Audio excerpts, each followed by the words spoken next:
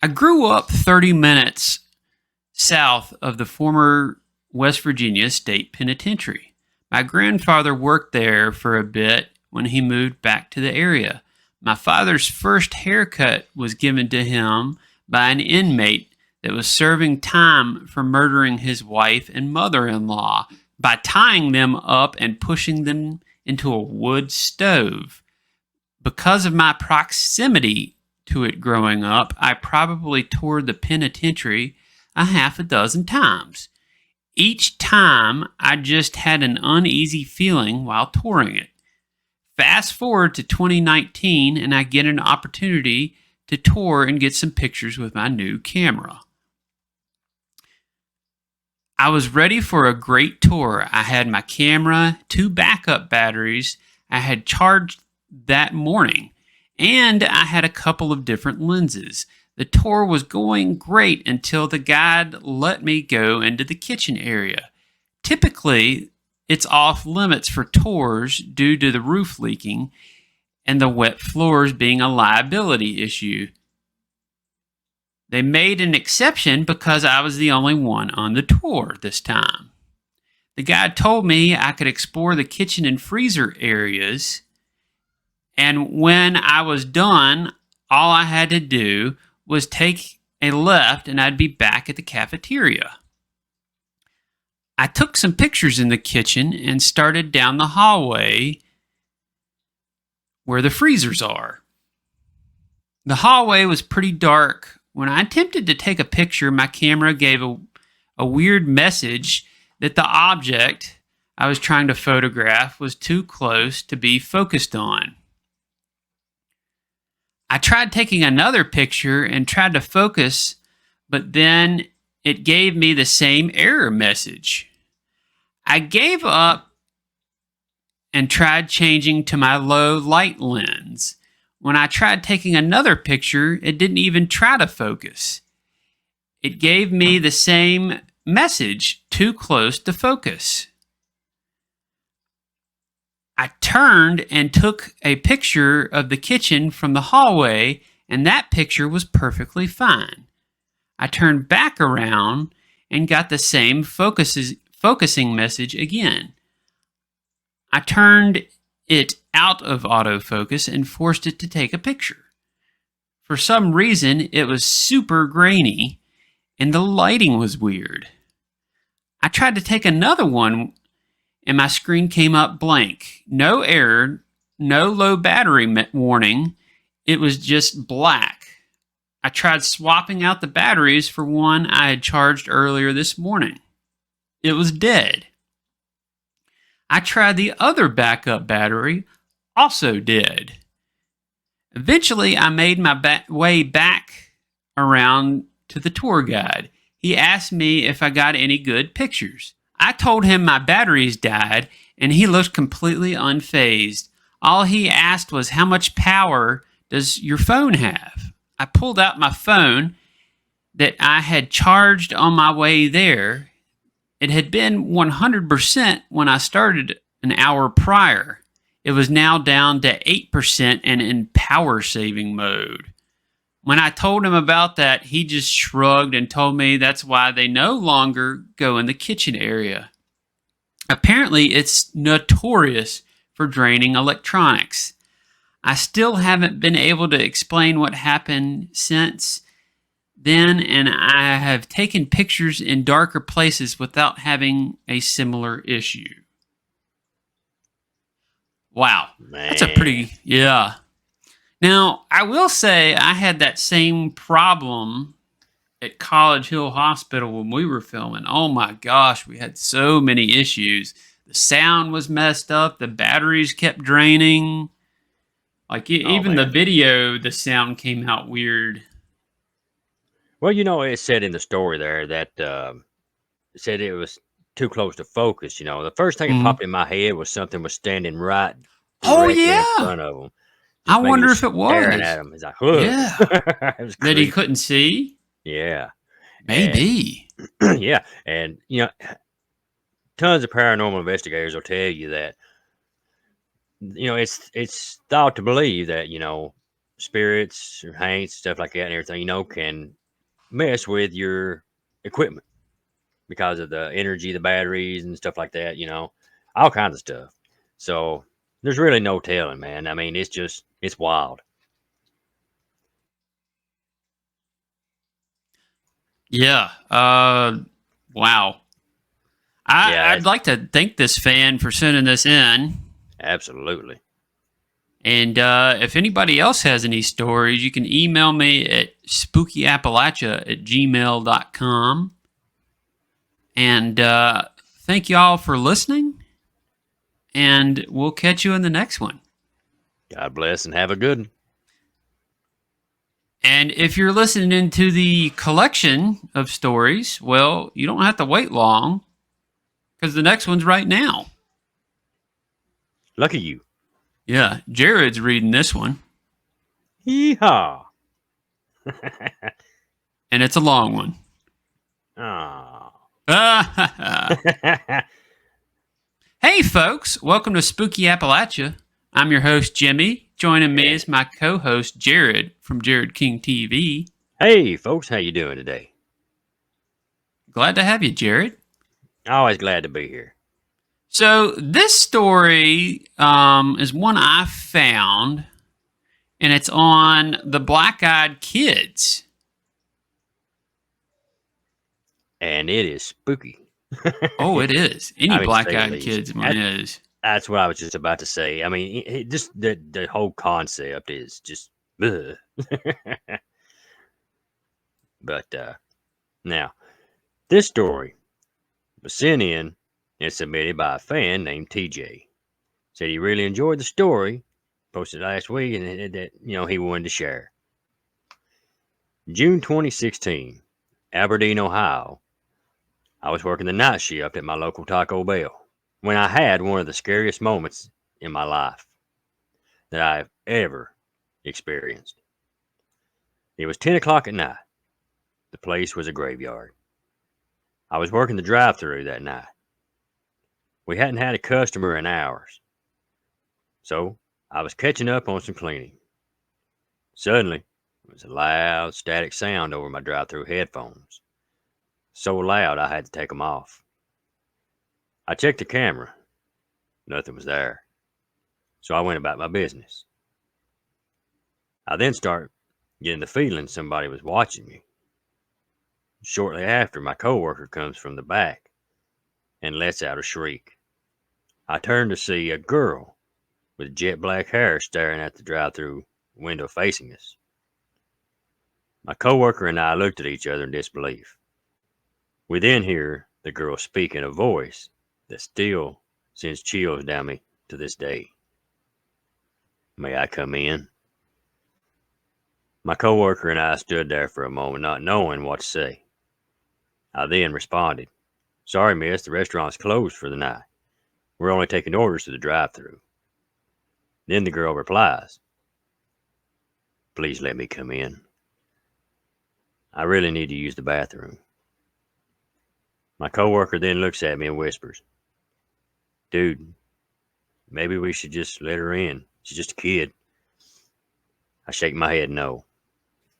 Something just feels off about this whole thing. I mean, what's a 10 or 11-year-old girl doing standing out in a drive-thru at 10 p.m. on a Wednesday night? I responded to the girl, "I'm sorry, we cannot let anyone in. We've closed the restaurant for the night." After a moment of silence, the girl starts banging on the window, shouting, "Let me in, let me in." I look at my coworker and ask, "What should we do?" He responded, "I don't know. Call the police?" The girl then stops and stares at us, and that's when we see it. A set of pitch black eyes. After a few moments of silence, we hear a voice. It sounds like it's coming from 1,000 miles away. "Hello?" We look in the direction it's coming from, the drive-thru window headset. We walk over to it, turning our backs to the girl. I responded, "Hello?" The man on the other end responds, "Yes. Can I have 2 5-layer burritos?" My coworker then shouts, "Oh my gosh, she's gone." I turn Look at the girl, who was nowhere to be seen. After serving the guy in the drive-thru, my coworker and I began searching the internet on my phone, only to find we had just had an encounter with a black-eyed kid. I worked at that Taco Bell for another 2 years before moving from Ohio, and we never saw the girl again. Man. Man, oh man. Those stories right there, they're just so in-depthly creepy. I think that the black-eyed kids stories probably creep me out more than anything else. Anything. I'm telling you, man. Well, I mean, look at it this way too. A lot of people think that they're some kind of ghost or something, but now, as a lot of folks know, if you're the religious type, most folks, a lot, that type would believe it would probably be something like a demon. It kind of sounds like a vampire because they always you never want to know. be let in. Yeah, and you got needs permission to be let in, and not only that, it appears as a kid, so that way maybe people would feel sorry for them and let them in. I wonder if anybody's ever let them in. I think we talked about that in our Black-Eyed Kid story collab. I think we did. If anybody's ever let them in, don't let us know. No, but if you have a black-eyed kid encounter story or any kind of story, you can send that. Yeah, send it in. Email us at spookyappalachia@gmail.com. Yeah, we want to hear them all. Yeah, we definitely need to get. It's been a good while since I've been sent a new black-eyed kid story, or anybody sent me one. I'm definitely looking for more. I might have to go hunting for them. They don't have to be in an Appalachian state either. Right. And one thing too, I would like to address is a lot of folks have said. I mean, even on my channel, but I thought it kind of fits here too. A lot of folks said they didn't want to bother with sending in their stories because they didn't feel that they were good enough. Folks, we don't care. We want to hear your stories. Yes. Please send your stories in. If you don't, we'll call the cops. That's right. So, yeah, I think this was another good one.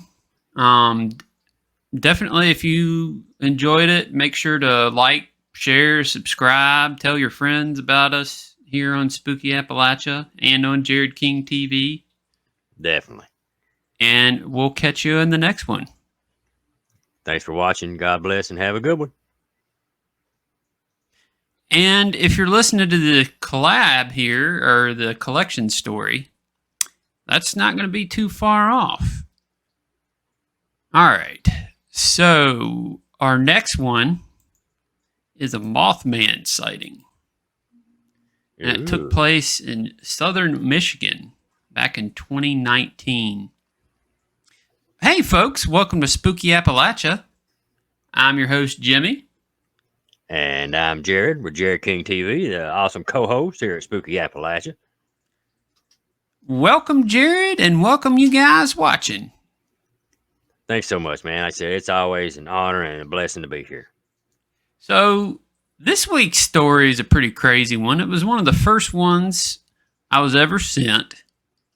I have that Mothman Sightings Facebook group, and I get sent Mothman sightings to post on there pretty often. But this one was from southern Michigan and occurred back in 2019. It's a really good one. Neat. Yeah. So I'll go ahead and get into it. I've shared this story before. I am reluctant to share it again. I'm sure it'll sound like I'm bat shot crazy. Or should I say crap? Either one works. But the truth is, this happened without a doubt. I live in southern Michigan of the USA. A couple years back in 2019, I was on my way home from a friend's house. It was around 11 p.m. I was alone in my F-150 truck. I was sitting at a red light about a mile from my house. I was completely sober. I don't do drugs or drink. There were no other cars at the intersection, just me. As I waited for the light to turn green, something fluttering caught my eye in the rearview mirror. At first, I thought it was a big bird, but as I continued to stare, I saw that this was no bird. It was huge, flying about 6 to 8 feet above the road behind me, heading directly at me. It was probably a good city block behind when I saw its wings flapping. As it got closer, I could see each wing had about a 6-foot span. It had a human-type body and was all black. I froze in fear.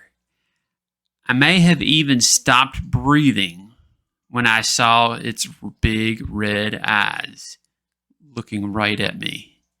My mind raced, trying to justify what I was seeing. My eyes darted quickly around, looking for flags, banners, some kind of something that would possibly tell me what had created the image I was seeing in the road. There was nothing. It just about reached the bed of my truck when the light turned green and I broke my stare, then floored it out of there. Funny how your mind races and your body freezes while you're trying to justify what you're seeing. That was the most awful fear I have ever experienced. When I got home, I was trembling. Reality set in. To this day, I still don't know what the heck I saw. I searched the net to get an idea of what I saw, and later found this group. I never saw it again, and I hope that I never do. Man. Well, I don't blame him there. Yeah. This was a lady, I think. I asked her to come on and share this story. She said she doesn't want to, and Well, that's to understandable, me, you know. Some folks do, some folks don't. You know, just not really their thing. So yeah, she said she doesn't really want to talk about it anymore. That she was just trying to, I guess, vent. She right. said. And that's one thing I do admire her for. You know, I mean, even though she didn't want to, you know, come on and everything else, she did still want to, you know, share her experience. So, you know, a lot of folks, you know, it may inspire others to share theirs as well. Oh yeah, definitely. I'd like to get this one back out and post it on the Mothman sightings group for people to see again now that it's been re-recorded. Right. Maybe I can do a Mothman story collection video, but Yeah, that'd be cool. This one just gave me a vibe it felt like she was being genuine because she wasn't trying to get the story out there or get famous from it or anything. And and you know, she didn't want to even come on and talk about it. It just makes me feel. It wasn't like this is my story. Oh my God, you'll never believe this. You know, and blah, blah, blah. And she didn't, you know, just lay it on thicker and thicker. It was just like, all right, here's my story. Take it or leave it. Yep. You know, so, and those, in my opinion, are the most genuine. Mm-hmm. Definitely. I was thinking the exact same thing. Man, what a story. Definitely. Well, if you've got a Mothman story like this or any kind of paranormal type story, you can email it to us at spookyappalachia@gmail.com. You know, we take all these stories, no matter, I mean, some people think they're not good enough, the stories, but, you know, we like to hear them. Definitely. Send them in. We want to hear them all. Yeah. We got to catch them all. That's right. Even if they're not real long or something, it don't Yeah. matter. We want them all. Yeah. I've got a couple shorter ones I'll release as YouTube shorts, I think. I can do that with the short ones. So, Oh, that'd be neat. yeah. I've got a couple. I've got two. I'm gonna try and record sometime and release as YouTube shorts. I bet people will love. Awesome. Or I can make Jared record them. Yeah, either or. Well, thank you, folks, for tuning in, and we'll catch y'all in the next one. Be sure to like, share, subscribe. God bless and have a good one. And if you're listening to the collection video, that next one's just a couple seconds away. Hey, folks, welcome to Spooky Appalachia. I'm your host, Jimmy. And I'm Jared with Jared King TV. Where each week we feature a fan-submitted story about strange encounters or sightings people have had. And folks have been sending in some amazing ones, and we're even trying to go back and breathe some new life into some of the older ones. Like this one here. This one was actually sent to us by the Mothman Museum. An oldie but a goodie. Oh, yeah. Definitely. Well, Jared, if you want to take us away. All right. It says the encounter happened in Arkansas, but I decided to go ahead and use it since Mothman is well known primarily in Appalachia. And everybody seems to love him so much. It says, hello there. Sure, you probably get thousands of emails about strange happenings and bizarre events, but I have something for you too. I haven't heard of Mothman until today as a result of what happened to me last night and early this morning. I was told to look into the internet to find something by, friends at work who I solely trusted with this and, wouldn't think that I was crazy or lost my mind. To start off with, I live in a small town, Jesseville, Arkansas. It's just outside of Hot Springs Village. I go by Lone Wolf. And this is what happened to me last night / early this morning. I live in a very small camper. Last night weren't any different than any other night. 2 big Belgian mules, 2 ponies, with about 6 horses, and Freddie roamed a 64-acre property. I leave to go to work around 4 a.m. So I go to bed around 6 or 7 p.m.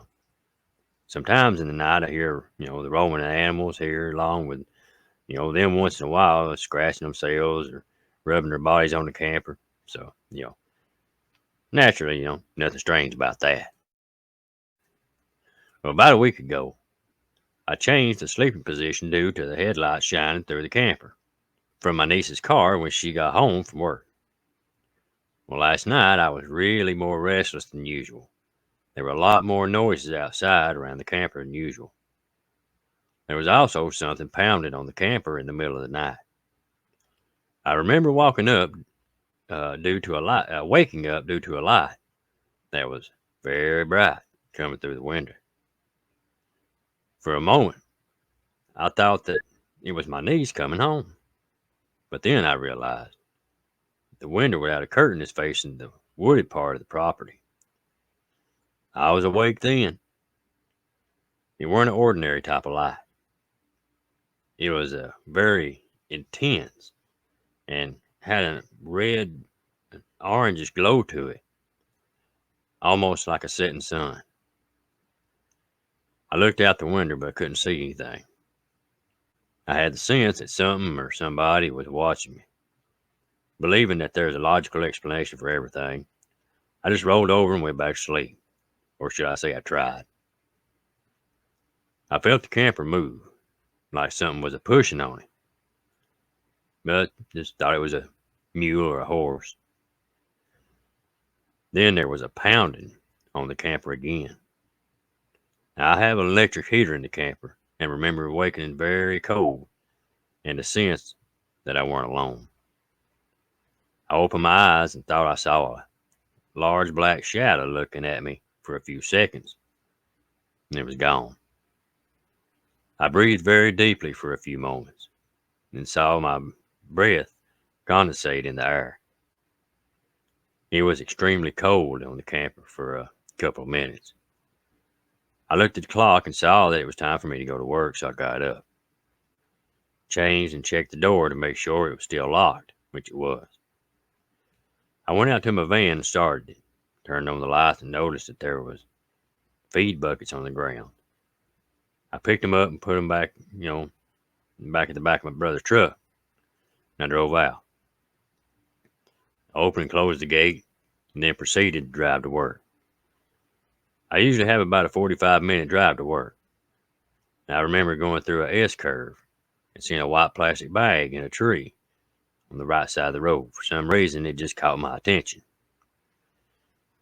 Well, just after I turned my head, all of a sudden, I saw a swarm of about 100 or so birds, bats, moths.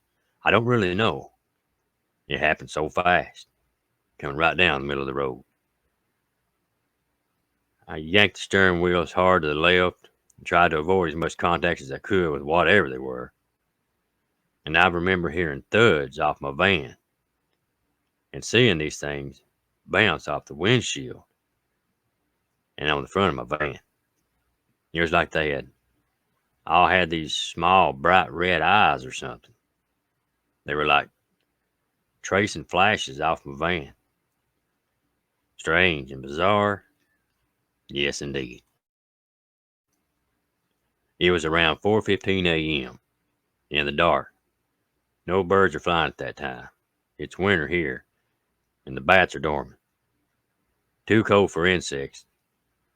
I just know that they look like bats to be the closest thing that I could think of to describe it as. I never stopped and kept on driving to work. When I got to work, I left the lights on, and I got out to check for damages. There was nothing there. A friend from work came over and asked me if I'd hit a deer or something. I was still a little shaken up and kept faith in telling him what happened. I still had the sense that something was watching me and kept looking over my shoulder all day long. My friend from work told me about Mothman and said I should watch the movie and check out the net to see if anything compares to what, happened to me. He also told me to let him know what goes on in the next couple of days. Boy, that was something really nice to hear, thinking that I was done with this ordeal. All through my workday, I tried to make sense of any of this and couldn't. I finished out my day at work and drove back home. I even stopped where I saw the plastic bag in the tree and looked all over for something, and I couldn't find anything. I got home and told my brother. I still have the feeling that something was watching me. Also, the buckets that I put in the back, this morning was on the porch, and the gate to the front yard, my brother's house, was open, and his stud coat was out loose. And as we know, nobody put the buckets on the porch. It was also said that sometime during the time that I had left for work, that time everybody else got up here, there was a knocking at the front door of my brother's house. I know I picked up those buckets, and I put them in the back of the truck, and the front yard gate was closed. I saw the coat watching me the whole time. The yard gate was closed. Can you make any sense of this? Man. What do you think of that one? Strange, bizarre, wild, interesting. I mean, man. That's definitely one of them that, that's the kind of incident that would stay with you for life. Oh, yeah. Definitely. I mean, we're a Mothman experience, but I have went like an entire day. Like, I used to, go hunting a lot. And I have went into the woods and stuff and had the feeling that I was being watched the whole time I was in there, no matter where I have too. So yeah, I know that feeling. And Yeah, it's I've had it a couple times. I've had it on my property, coming from the woods on my property too, once. yeah, like I said, that's definitely a feeling you don't shake. Yeah, I remember very clearly every time that's happened. It's a very weird thing. I don't It know. I is. guess It's unsettling. it's unsettling. I guess it's kind of like a people will laugh at this, but like a spidey sense or something. I don't know what you would call it, but Yeah, I don't know. Whatever it is though, yeah, it definitely stays with you. mhm. Definitely not something you can shake easy either. Not something I even want to have. I never want to have that again. No. I've happened. It's a couple times, and yeah, I don't know what it was each one of those times, but Yeah, because you also kind of have the sense when you're having that mhm. either something's about to happen or you're fixing to see Yes. something. Something's going to happen. Anytime, any moment. But You know, it, this last time it happened to me, I was on my property and I stopped for I took the dog out before the night. It was about 9:30 at night, and I was like, "Hey, wait!" I noticed the dog was looking down into the woods at something, and huh. then I was like, "Wait a second! Why am I not hearing any crickets or?" Yeah, Any kind of movement because there's squirrels and just right. whatever else that run through the woods all the time. All through, I mean, you hear The stuff all dreaded the wood time. silence of Appalachia. Yeah, that's That's something something very nobody wants to unsettling. hear.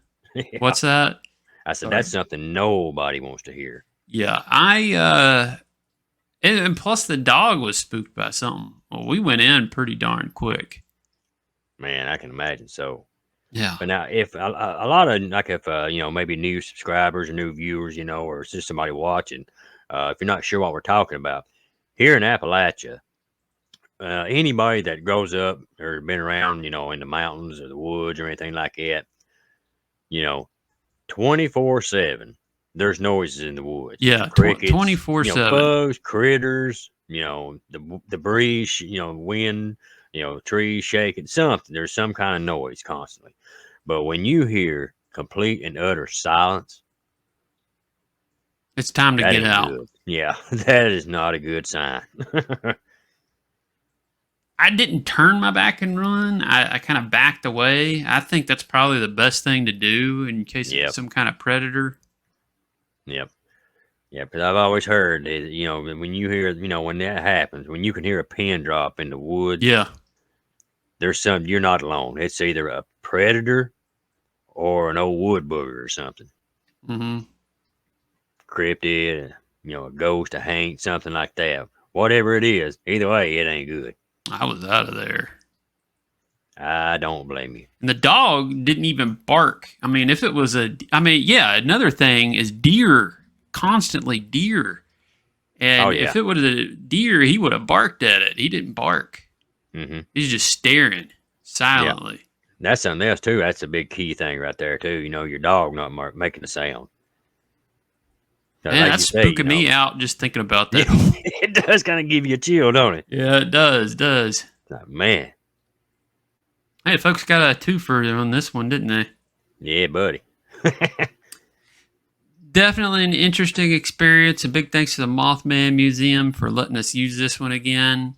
Hope I can get some more from them soon. Actually, I need to check in on that. Yeah, definitely. And if you've got a story you want to send in, send it to spookyappalachia@gmail.com. Be sure and We, send that in, folks. yeah, we'd love to hear it. And I guess we'll catch you in the next one. Absolutely. Be sure smash that like button. If you're new or just watching, please subscribe, share out, tell your friends and family. God bless and have a good one. Night, folks. And if you're listening to the collection story, you don't have that long to wait. I got another one, and since we were just talking about boogers, it's actually a booger story. Bigfoot. Ooh. They called it Bigfoot. Anyways, Hey, folks, welcome to Spooky Appalachia. I'm your host, Jimmy. And I'm Jared from Jared King TV. How are y'all doing tonight? How's Jared? Doing pretty good. Just happy to be here and hear another good story. Oh, yeah, definitely. This is a good one. This was sent in, this is another older one. It was sent in back in 2022. This fan had a booger or Bigfoot sighting in Bedford, Virginia back in 1978. Ooh. Yeah. Neat. I really enjoy hearing the ones from back in the older days. Yeah, definitely. She said to refer to her in this one as SW, just to refer to her as SW. I was about to say I didn't see it in the story anywhere. But anyways, I'll go ahead and get into it. Awesome. I was born in Roanoke, Virginia, but when I was maybe 11 or 12, around 1978, my family had a small weekend cabin on the Bedford end of Smith Mountain Lake. We were on the cove, and so that was to the left of the lake, and the right was a forest and open land. There was a barbed wire cattle fence that ran along the dirt road, so you couldn't just go hiking into the woods. I had walked up the road to see if friends were home that had a weekend house across the cove from us. They weren't there that weekend, so I was walking back home. The lake is on my left, and the wooded area was on my right at the time. It was about 2 p.m., and the sun was very bright. I know it had to be around July because it was hot, and we had been swimming most of the weekend. I was walking, and I glanced over into the woods and saw something very dark and kind of crouched behind a pine tree, looking towards a small clearing in the woods at some deer.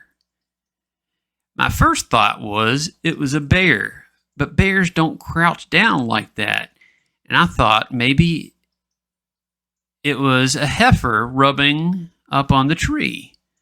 But again, it wasn't moving, and it was in a semi-crouched position.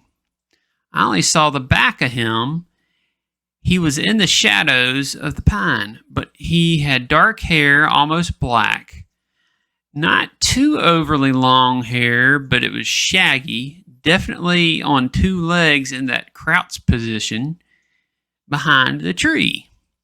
I don't remember seeing his head, but it had broad shoulders. The wind was blowing to my back, so I didn't get any odor from whatever it was. I watched briefly, and then I ran very quick back to my house. I told my dad, and he said to stay away from the woods and stay close to the house.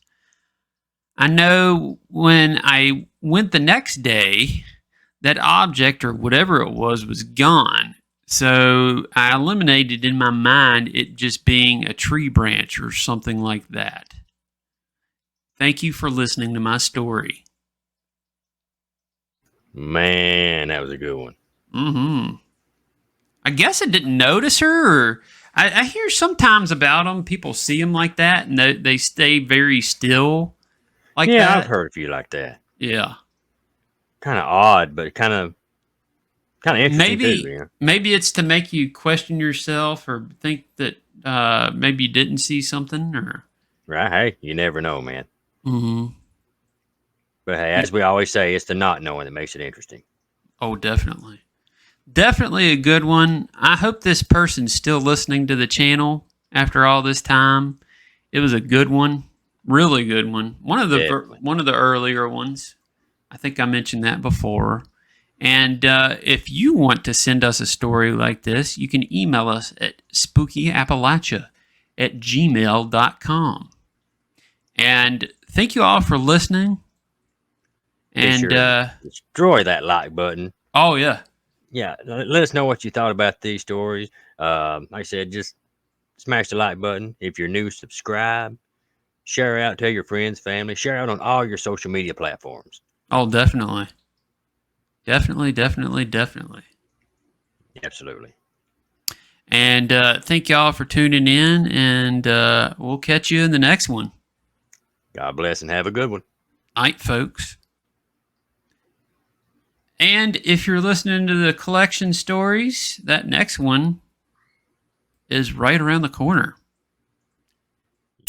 For this next one, sometimes we have fans come on and either tell the story or retell the story that happened to them, and this next one is one of those. Hey folks, welcome to Spooky Appalachia. Today I've got one of our longtime fans on who wanted to share an experience that he had at his old job. This is an older story that I'm having this individual on to kind of retell because you guys have been loving it, and I've been loving doing it. So, well, here he is. Welcome. Hey, how you doing? So, this was at your old workplace that you worked at in Roanoke, Virginia. Yep. Where was it about?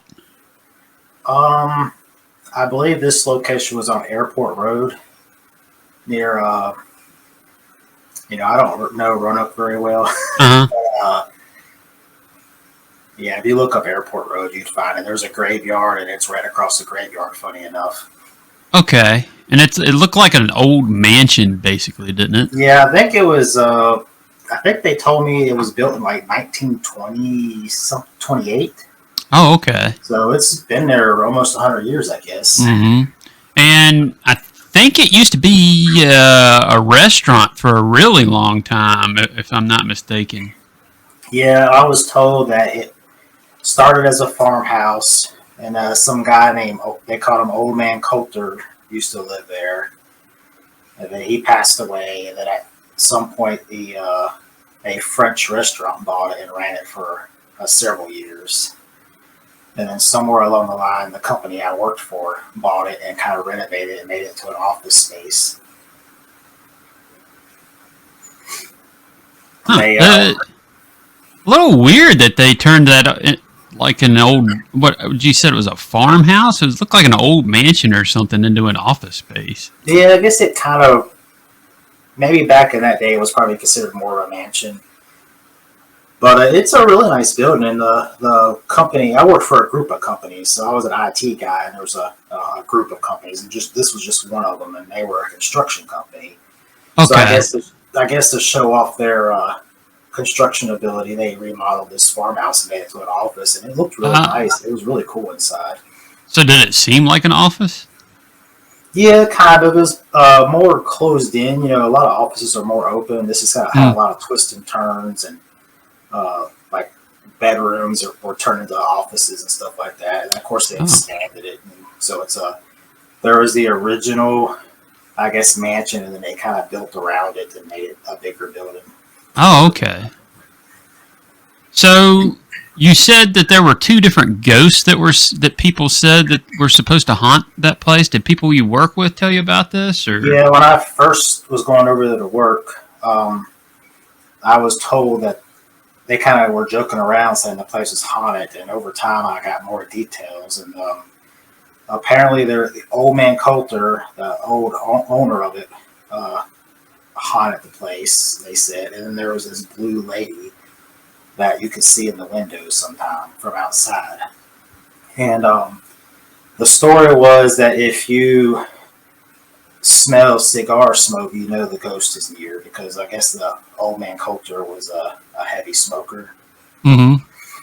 So, but there was a non-smoking building. So the funny thing is every now and then you'd be working, and you would get a kind of a whiff of almost like cigarette smoke, and you're like, what the heck? And I always went over there, well, not always, but most of the time I went over there around lunchtime. That way I could kind of work in peace and not bump into everybody.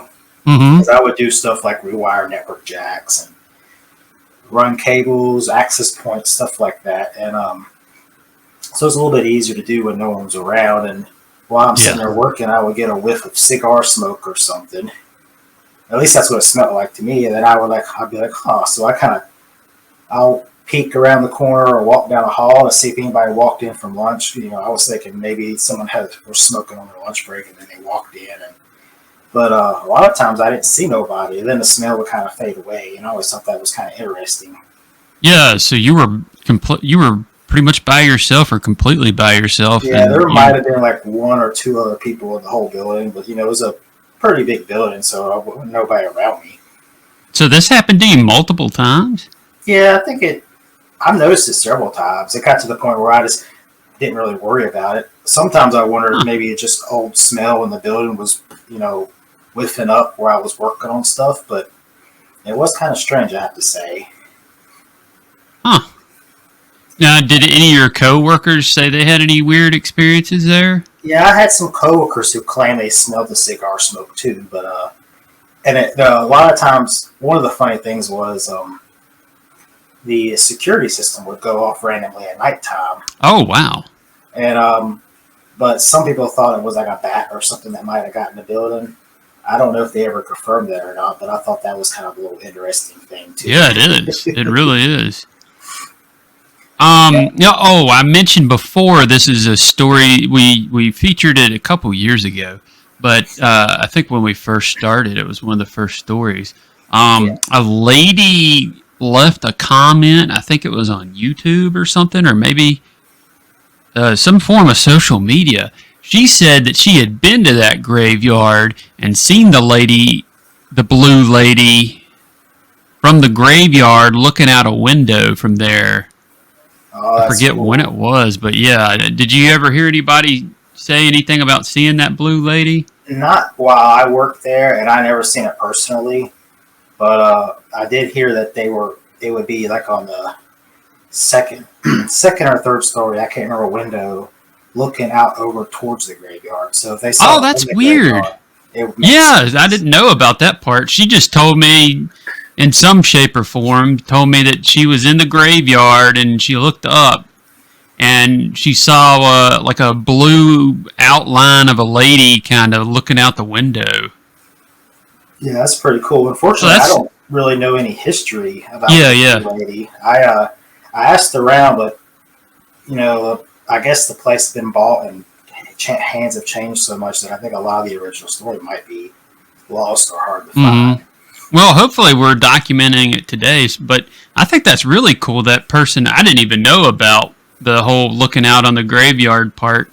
Someone completely different told me that they saw something that was looking out on the graveyard, and you had heard the same thing. That's really cool.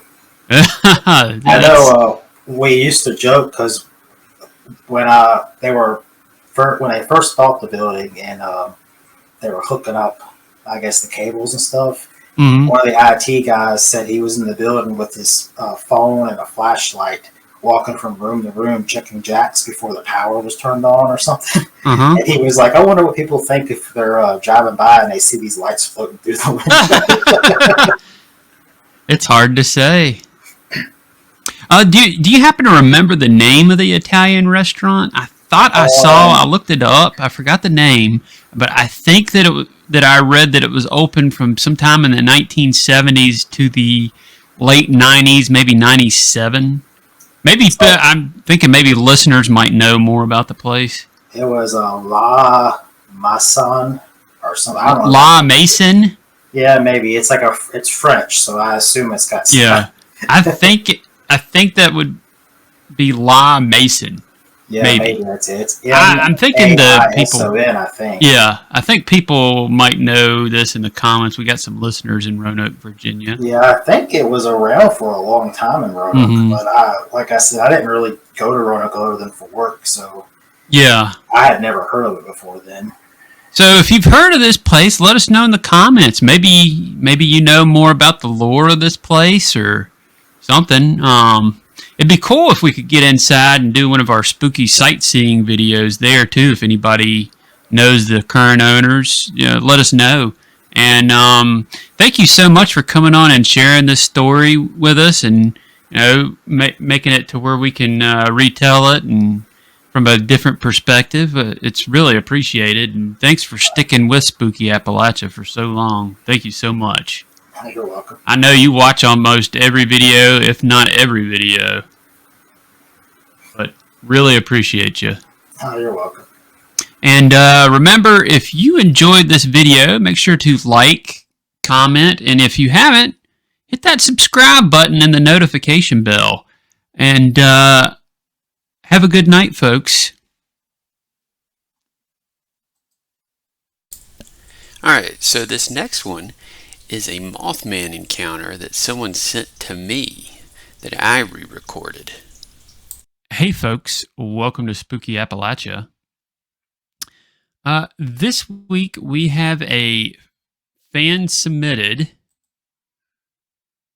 Mothman encounter story from Cairo, West Virginia that happened July 17th in 2022. The fan found us through our Mothman Sightings Facebook group. If you're not on there, make sure you hop on there. That in our Spooky Appalachia group.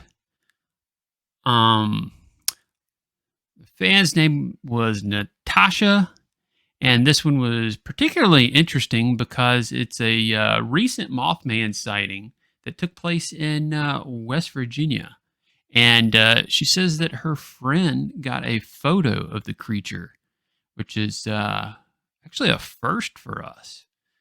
So, without further ado, let's get to the story. I've seen a few people make posts looking for something fun and scary to do, so what better time to tell you about our trip to Cairo, West Virginia the other night. First, we stopped off at the old school to take a quick tour inside, but we were chased off by bats. So we went down another road, which ultimately got us lost and scared that our vehicle would roll off the hill. Well, that didn't stop us. We continued out to Silver Run Tunnel 19, but instead of walking, we decided to drive through.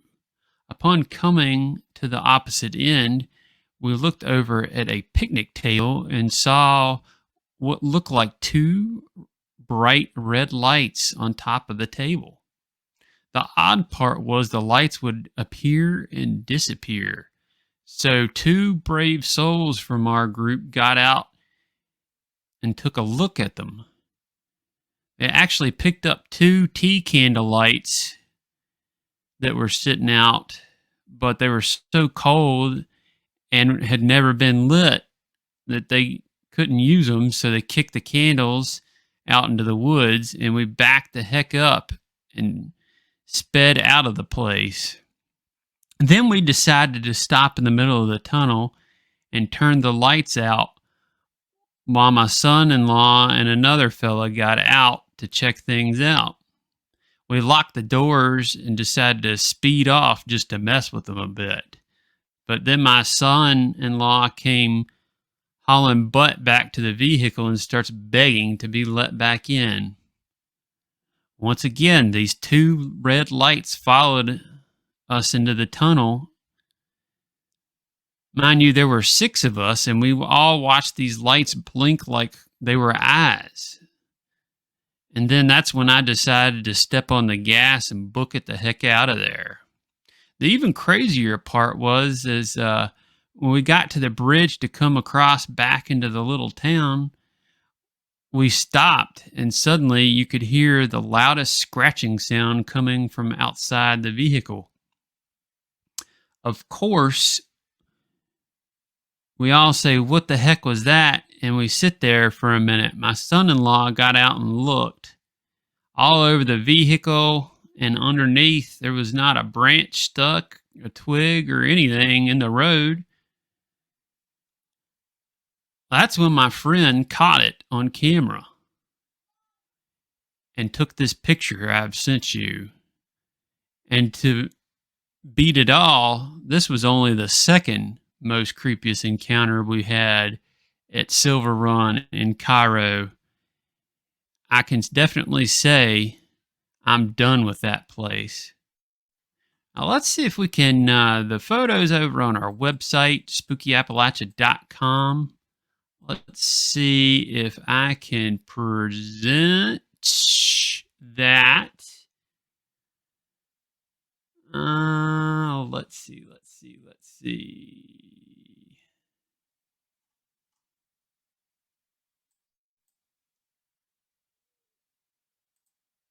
All right.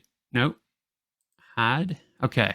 So here it is. You can see it.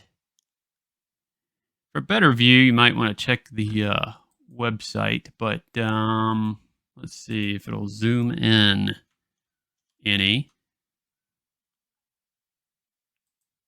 No? Oh well. Yeah, just to show you, it's there. It's up on the website. I can link it in the description, but I thought this was really cool because somebody sent a picture. We've had tons and tons of Mothman sighting stories, but never a picture. This time we've got one. I'm not saying it's real or fake, but it's something, and it's interesting. So let me know what you think of this story in the comments, the photo, and all that. I thought it was definitely an interesting story. Some of you guys might notice it's an older story that Phil told back when he was still around. I'm in the process of either retelling these stories or having the people that experienced them on to tell the stories. I guess when I don't hear back from them or I can't get a hold of them, I'll go ahead and retell them like this one here. I hope you guys like that idea, but yeah, I figured it'd be a good way to retell some great stories we've had in the past. Yeah, thank you for listening. If you're new to the channel, make sure you subscribe, and everyone else, make sure you like and comment and share this one out to all your friends. And I thank you bunches for listening in and hearing me jabber, and I'll catch you in the next one. So next up, we've got another black-eyed kid story, and I believe it's Jared's turn to read this one. It is, and we absolutely love these about the kids with the black-eyed kid stories because they're all so original and neat and extremely creepy. This one. Oh, hang on. Let me do the intro. Oh, yeah. We got ahead of ourselves. Yeah. Hey, folks. Welcome to Spooky Appalachia. I'm your host, Jimmy. And I'm Jared with Jared King TV. He's my co-host. And today we're going to be reading for y'all this Ohio black-eyed kid encounter story. We love the black-eyed kid stories. We know you guys love them. And here's another one. And the floor is mine, huh? The floor is yours, Jared. All right. A report from an Ohio man who was given the pseudonym Noetic told of a strange encounter in July of 2010 with black-eyed teenagers outside the data center where he worked. Noetic was taking a break during his night shift and was smoking a cigarette outside the building at around 5 a.m. when he noticed two teenage boys across the street from his building. He felt immediately unnerved as he noticed them, perhaps because they appeared to be staring straight at him, but were otherwise motionless. He quickly finished his cigarette and went back inside the building and back to work. Around 10 minutes later, however, the intercom from the front door buzzed. As the Noetic turned to observe the monitors, He could see that it was the two boys who had been staring at him down earlier. He pressed the talk button and asked what they wanted, stating he was busy. Neither of the boys spoke, but one of them motioned to the camera for him to come outside. He pressed the talk button again and told them they would have to leave, and then went back to work. The two boys continued to stare into the camera as though they were looking through the TV monitor into the room where he worked. After another 10 minutes or so, Noetic decided to go to the front door and ask the boys to leave and to let him get on with his job. Before he opened the door, however, he snuck a look at the two boys through the one-way glass. They looked normal enough apart from the fact they had completely black eyes. This made him feel even more on edge, but he decided to open the door anyway and tell the boys to leave, or he would have to call the police. As soon as he opened the door, one of the boys said to him, as if he'd been reading his mind, "That will not be necessary, sir. We simply need to use your phone. Can you let us in?" Noetic declined, saying that nobody was allowed in. The boys asked again to be invited into the building, and then stood there staring at the now distressed man. Noetic pulled out his mobile phone, repeating his threat to call the police, and pulled the door shut again. He went back to observe the pair from the safety of the monitor. One boy remained at the door and stared into the camera, while the other boy made his way to the back of the building and stared into the camera there. Noetic called the police, all the while watching his monitors. The boys made their way to a blind spot on the camera's security system, but while Noetic waited for them to reappear on one of his monitors, they seemed to have simply vanished. By the time the police did arrive, at around 6 a.m., there was no sign of either of the two strange teenagers. Wow. Man. I don't know what to think about that. Man, That's creepy on a different level. Yeah. It sounds like they do show up to businesses sometimes too, not just homes or people's cars. I wonder if it could just be something like, maybe it's a certain kind of like connection with certain kinds of people. Could be. So that way, it wouldn't really matter if it's at a business or, a private residence. Yeah. Something else too, that really I thought added into the creep factor on this one is how they stared into the camera and how they knew. Yeah, and like they was looking through the camera in through the TV screen, like into where he was at and stuff.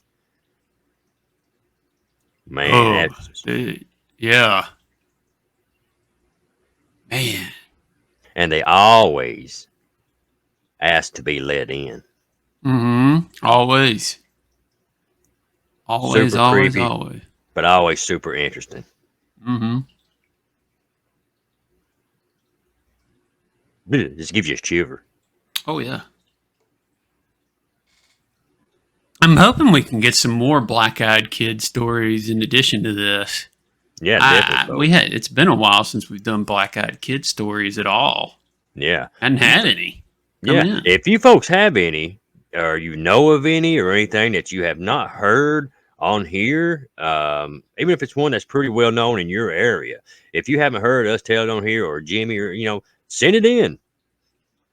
We'll definitely feature it. Well, if we can, anyway. Absolutely. Yeah, definitely. I might have to start doing some digging to see if I can find some new ones. Absolutely, man. Well, we definitely appreciate y'all tuning in for this one. And Absolutely. Jared for coming on and reading it for us.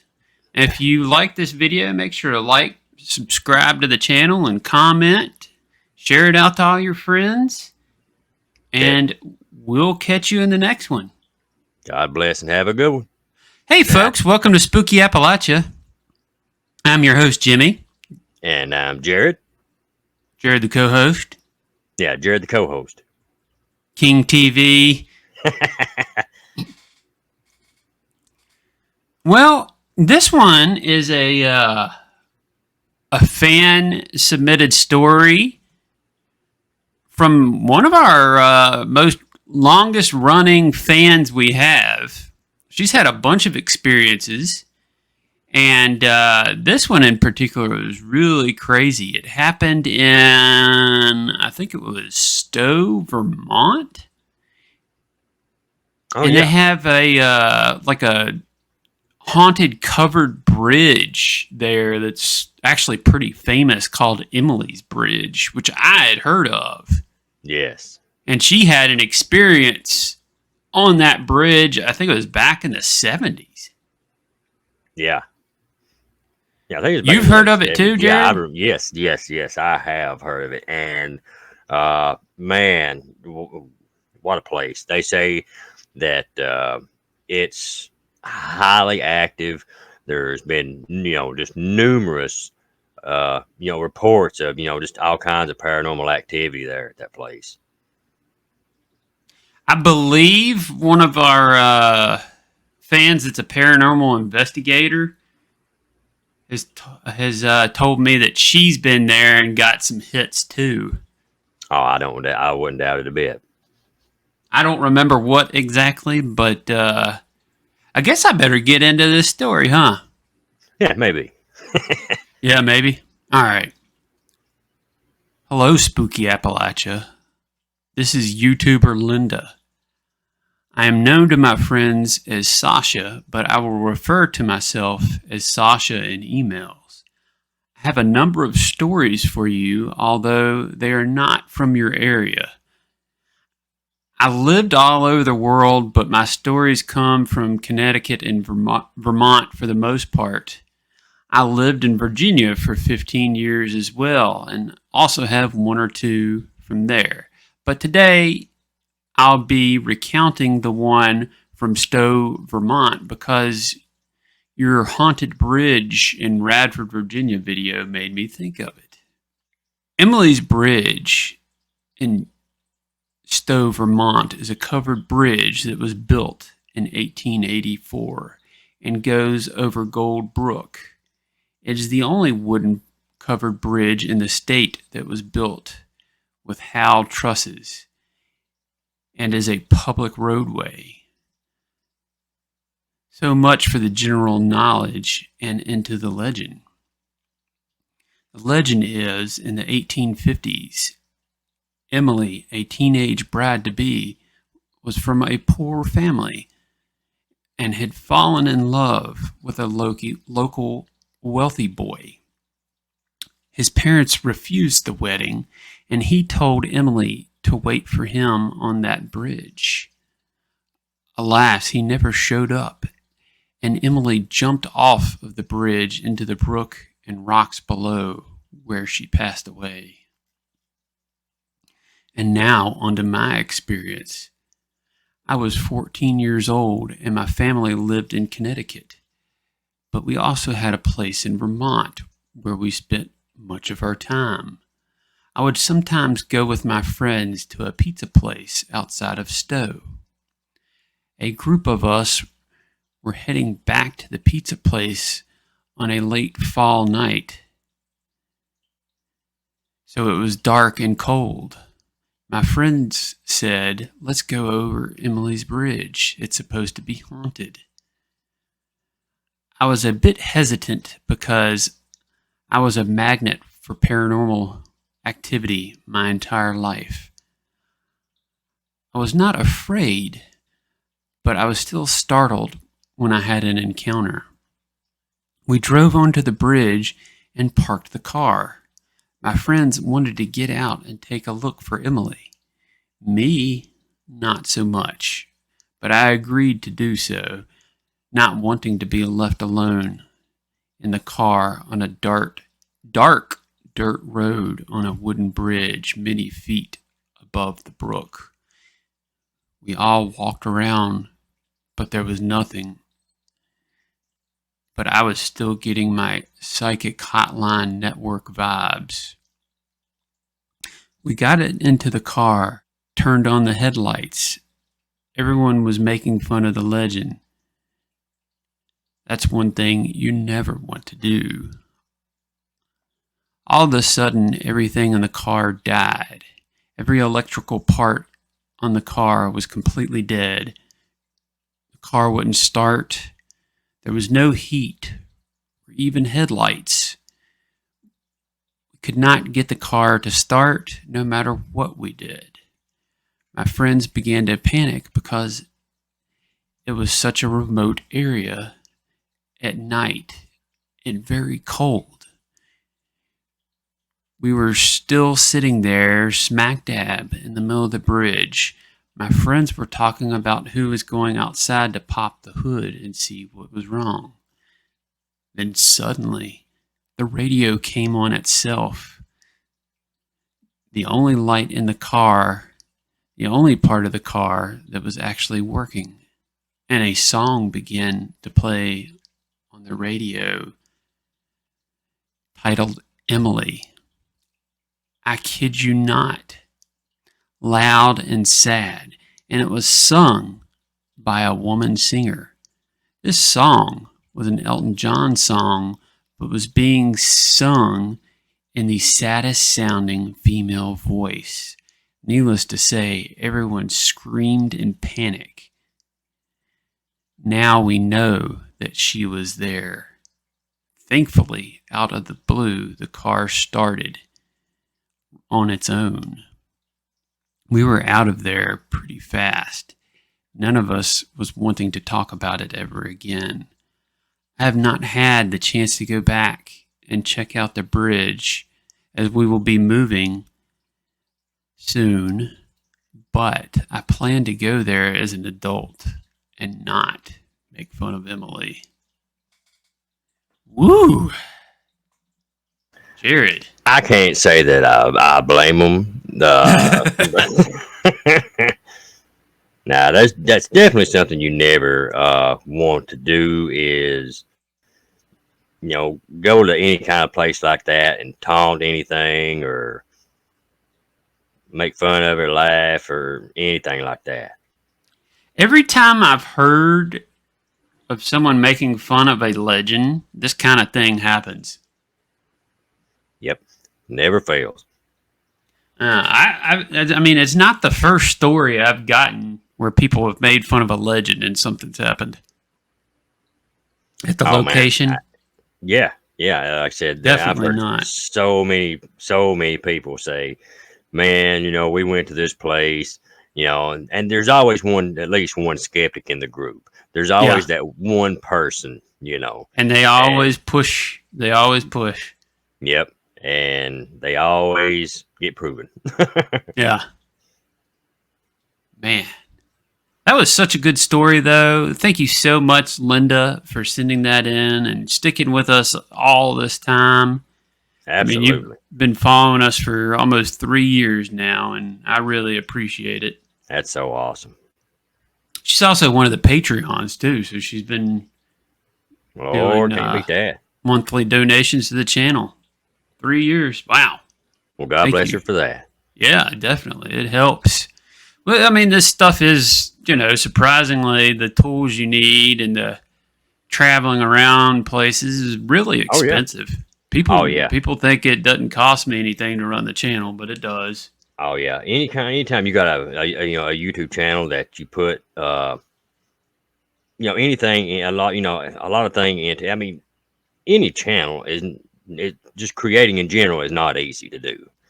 But when you do like locations or like with me, I do a lot of traveling to collect stories and stuff like that. The price of gas, I mean, right now is unreal alone. Yeah, there's not only that, but there's also the tools you need for recording videos too. Exactly. We got you have to pay a monthly subscription. Yeah, to the softwares. Yeah, you know, you got your pictures, your music. I mean, it's unreal, man. Yep. But we definitely appreciate you sending in this story and supporting the channel for as long as you have, for sure. Absolutely. Great big thank you. And we hope you all enjoyed this story. If you liked it, be sure to like the video, comment, subscribe to the channel, and tell all your friends about it, you know? Absolutely. It goes a long way. It sure does. Definitely. Well, thanks again, Jared, for coming on today. And I always love being here. Oh, I know you do. Woo-hoo. And I guess we will catch you all in the next one. God bless and have a good one. Hey, folks. Welcome to Spooky Appalachia. I'm your host, Jimmy. And I'm Jared with Jared King TV. So, we've got another fan-submitted story for y'all today. I mean, you know, that is what we specialize in here. Oh, yeah, and it's a good one, too. Yeah. They're all good, though. Yeah. This is another Mothman sighting. This one took place, I believe it was 2022? I think it was 2022. In Plainview, New York. And it was on a place called Sweet Holler Road. I believe I've heard of that and some odd things that go on that road. I think I watched a video in the past. There's like a witch's house there or something. Yeah, definitely something I don't want no part of. Yeah, there's a lot of strange things that go on that road. And the lady that sent me this said that there's paranormal investigations that go on there and stuff. I don't know a ton about it. I'm just kind of guessing from stuff she said. But anyways, I'll go ahead and get into it. Hey, Spooky Appalachia. Do you remember my video on Sweet Hollow Road? While I was doing research for this video, I was out on Sweet Hollow Road and ran into a group of people who said they saw something strange. And after watching some of your Mothman videos, I think they may have ran into the Mothman. I had never heard of Mothman. When I ran into this group of 3 investigators, they said that they were conducting an investigation in the woods nearby. When they came through some bushes, they ran into a creature they described as being a half bird, half man, with red glowing eyes perched in a tree. They took off running out of the woods. When they got back to the car, they decided to draw for each other what they saw, and they all seemed to see the same thing. They showed me a drawing of this creature that they ran into, and I immediately thought of Mothman after seeing your videos. What do you think? I think all of you should try and check out Sweet Hollow Road. There's a lot of legends there, such as a witch and a lady in white. Thank you for listening to my story. Yes, everyone but Jared King TV should check that out. Man, what a story. Yeah, definitely. I mean, that would be one of those, one of them experiences that would, just stay with you. Mm-hmm. Yeah, I'm not sure where I'd want to be coming out of some bushes and run into something like that. No. I mean, that's, no. That's a big no for me. Well, thank you, Missy, for sending this story in. And if you liked this video, make sure to like, subscribe, share it out, Tell all your friends. Definitely. And we'll catch you in the next one. God bless and have a good one. Night, folks. Hey, folks. Welcome to Spooky Appalachia. I'm your host, Jimmy. I'm Jared with Jared King TV. The co-host, Jared. Yay! Yay. Yay. So, welcome to Spooky Appalachia, where every week we share a story sent in by you, the fans. And this week, it looks like we've got a UFO story. Yeah, it's a UFO sighting that comes to us from Roanoke, Virginia in 1997. Well, right. Jared, you want to take us hop away? Right in.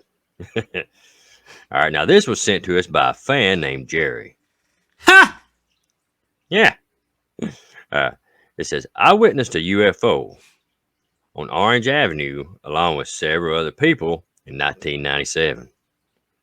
I was working across from the E.J. Thomas Market at what used to be Eagle Rent Co. It was disc-shaped and moved slowly under the cloud layer.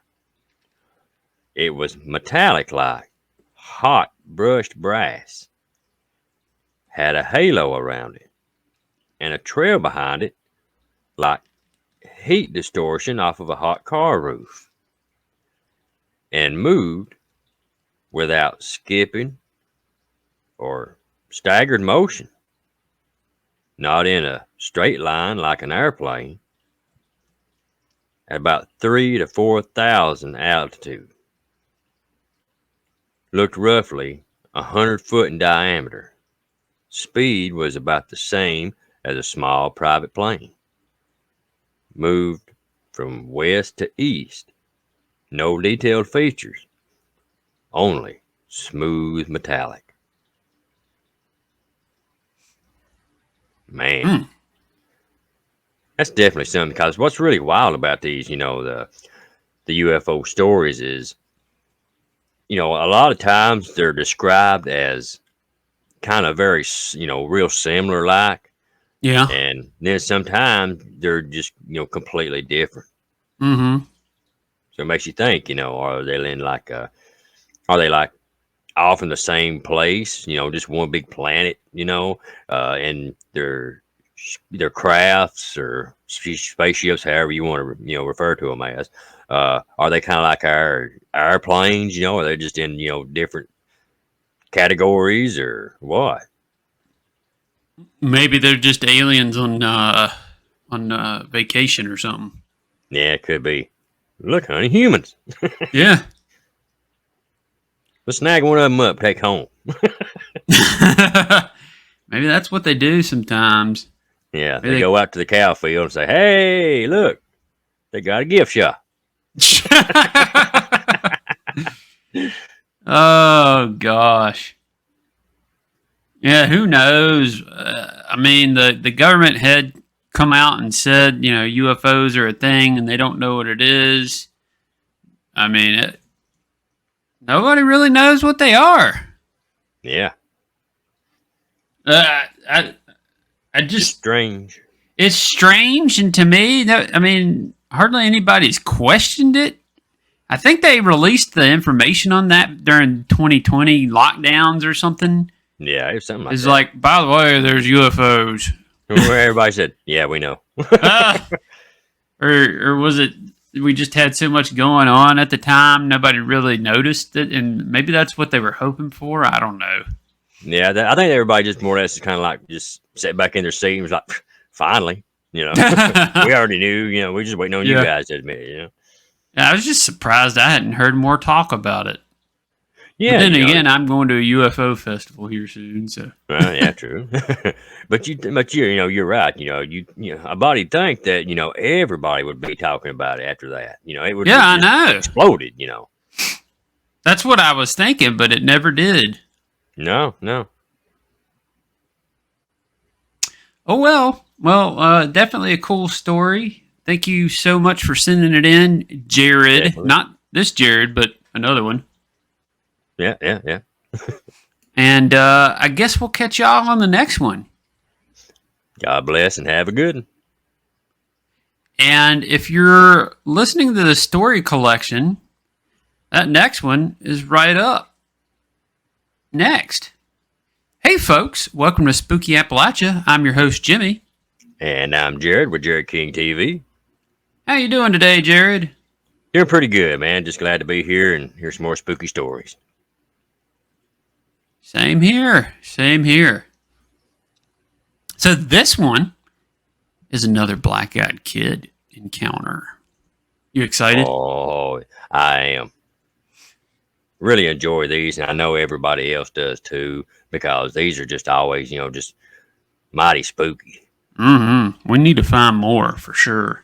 Yeah. So if any of you folks have any that we haven't told on here, or, Jimmy ain't told or anything like that, be sure and send them in to spookyappalachia@gmail.com. Definitely. Thanks, Jared. Oh, no problem. So this one is an early one from the 1950s, and the person involved was only known as Harold. He was 16 years old, and it was in Virginia. I don't know what part of Virginia, but it was in Virginia. Yeah. But that's one thing I really like about this story, too, is most stories you hear from is usually from around the biggest part would be like around the 90s up. Yeah, that's true, isn't it? And there are some from, around the 70s and 80s, but this one's from the 1950. So, that's real neat. Mm-hmm. Or maybe it's one of the earliest ones known or something. I don't know. I heard I heard about one in way back when in Rome. I forget exactly when it was. That was one I've heard of. But anyway, I'll go ahead and get into this. According to the story, Harold was walking home one afternoon from school when he came across another boy leaning up against a fence as if waiting for someone. The teenager attempted to speak to him but received no response. He was about to walk off and go on with his journey when the strange boy suddenly stated to Harold, "I want to go to your house. You're going to take me to your house." It was then that Harold noticed the blackness of the boy's eyes. There was no white to them, just solid black. Harold began to consider turning and running home as fast as he could when something even stranger and more chilling happened. The boy blurted out, "Now, don't you run away from me. You're going to walk me up to your house." Harold turned and ran away, faster than his legs had ever carried him. He later recalled to his parents that as he did so, he heard a scream behind him, a scream that sounded very similar to that of a bobcat. Interestingly, his parents believed their son's account, so much so that his father was said to have grabbed his gun and immediately gone out looking for the menacing boy who had demanded his son take him to their family home. His mother apparently thought her son had an encounter with the devil himself and stated that she was going to take him to see a local priest. Man. Yeah. Also note that the world was kind of a different place back in the 1950s. Yeah, that definitely was, especially with religion and beliefs and things like that. Yeah. 'Cause, back then, it was rare. I mean, really rare to even hear of, any kind of like, ghost investigator or anything like that. Oh, yeah. Let alone something like, any thing that would be known as like a black-eyed kid, 'cause Yeah. back then, like it weren't heard of back then. So that was. I for wonder them, what they probably thought the it devil. was. Probably they thought it was probably the devil, like that woman, Yeah. Which, hey, you come up on something with black eyes, Yeah. Fits the bill. Yeah, kind of does, But like we said before, if you know of any black-eyed kid stories we haven't featured on the channel, if you've had one yourself, send them to us. We're definitely looking to do more. Maybe we could do another black-eyed kid story collection video in the future too. That was a lot of fun and did really well. Oh yeah, and a lot of folks is and like I said, it's been the same way on my channel before, or as we've discussed before here. A lot of folks is worried about they didn't want to send their stories in because they felt it weren't really good enough or maybe weren't long enough. Folks, it don't matter. We don't care. We want them all. Yeah. Send them stories in. Definitely. Well, thank you all for tuning in. And if you enjoyed this story, be sure to like, subscribe, comment, and share it out. Tell all your friends, and we'll catch you in the next one. Absolutely. God bless and have a good one. And if you're listening to the collection of stories, this was the last video. that was really it. I believe that also wraps up all of our 2022 stories. Hooray! So they have all been, I guess, remastered or retold. I'll probably release a bunch of them one at a time to get them back out there. But kind of breathe some new life into them. Yeah, I hope you all enjoyed these stories and the collection. And big thanks to Jared for coming on and telling them with me. Ah, man, it's always a honor and a blast to be here. And folks, like he was saying, if you're new, please subscribe, share out, tell everybody. And if you're just putting it out there in case you do think it does cost to subscribe. No, it don't cost a thing. It's absolutely free to subscribe. Just takes 1 second of your time. That's right. Yeah, I did notice I do get a lot of people that watch the videos and that aren't subscribed. So, oh yeah, I've noticed on my analytics it said that 71% of my viewers are not subscribed. Same here. So definitely go hit that button right now. Absolutely. Just reach down there and just one tap.